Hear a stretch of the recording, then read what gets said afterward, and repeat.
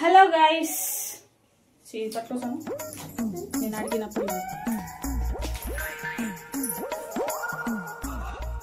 నన్ను పైసలు అడిగే ప్రతి ఒక్కరి కోసం ఈ వీడియో చేస్తున్నా. అసలు వీడియో ఏంటి అని అంటే, ఎవరు అడుగుతున్నారు నా దగ్గర పైసలు అంటే అది అడిగే వాళ్ళకి తెలుసు. వాళ్ళ కోసం నేనేం సీరియస్గా ఏం అనట్లేదు. జస్ట్ నా లైఫ్ ట్రూ, నా గురించి, నా లైఫ్ గురించి మీతో షేర్ చేసుకోవాలనుకుంటున్నా. ఏంటంటే, నా డ్రెస్ బాగుందా? మా హస్బెండ్ కొనిచ్చారు, బాగుందా? నా చెప్పులు బాగున్నాయా?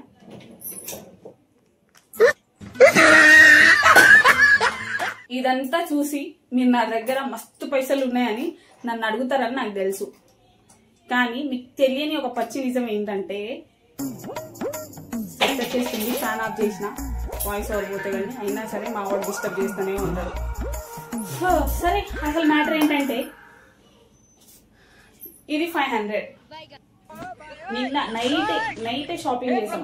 ఇది 300. బాగుంటది, పైసలు వస్తున్నాయి కదా. మా చెప్తున్నాడు థ్యాంక్ యూ బేటా. సో ఇదంతా చూసి నేను చాలా రిచ్ అని, లేదంటే నా దగ్గర మస్తు పైసలు ఉంటాయని మీరు అనుకుంటారు, కానీ నాకంత సీన్ లేదు. చెప్తాను వినండి. ఎందుకంటే ఇదంతా మా హస్బెండ్ కొనిస్తాడు నాకు ఎంతది కావాలన్నా, ఏం కావాలన్నా, తినే విషయం అయినా సరే, డ్రెస్సింగ్ అయినా సరే, మేకప్ అయినా సరే ఆయన కొనిస్తాడు. కానీ క్యాష్ రూపాయి కూడా ఇవ్వడు. సో నా దగ్గర డబ్బులు ఉండవు, ఇది తెలుసుకోండి ప్లీజ్. మీకు రిక్వెస్ట్.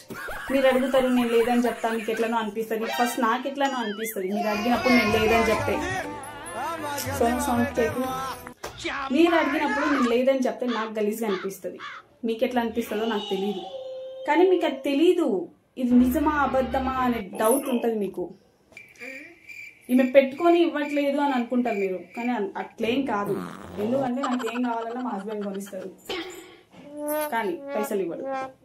ఇక నైటే షాపింగ్ చేసాం, చూసారు కదా. ఇది 500, ఇది 300, 700. చెప్పులు 400.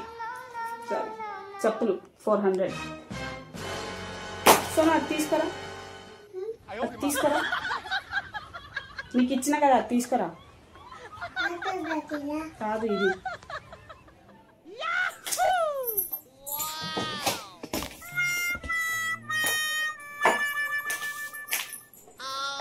ఇది 1600. साउंड इफेक्ट्स को आप अपने वीडियो में आराम से यूज कर सकते हो, कहीं से कोई कॉपीराइट नहीं आएगा.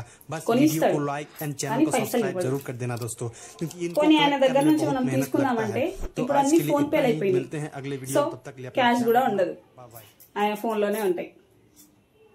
ఇది నా పరిస్థితి. మీకంటే ఘోరం నా పరిస్థితి చెప్పుకోవాలంటే. రూపాయి ఉండదు చేట్ల.